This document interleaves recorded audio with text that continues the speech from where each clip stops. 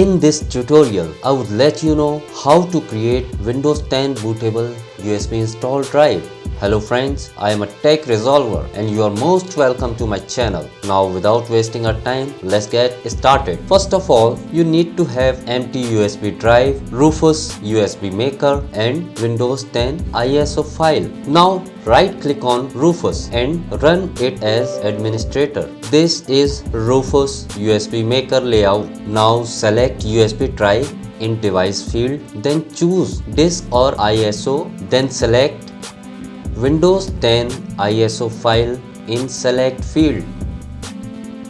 Then you need to select partition scheme. You can get the information related to partition scheme this way. Right click on this PC icon, select manage, then select disk management, then right click on the disk, select properties. Now go to volume tab. Here is the partition style info. In my case it is guide partition table, so I would select GPT.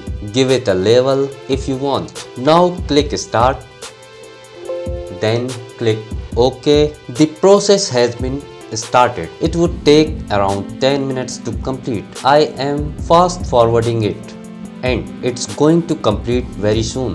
Finally, we have successfully created Windows 10 bootable USB install drive. If this procedure works for you, please like, subscribe and press the bell icon.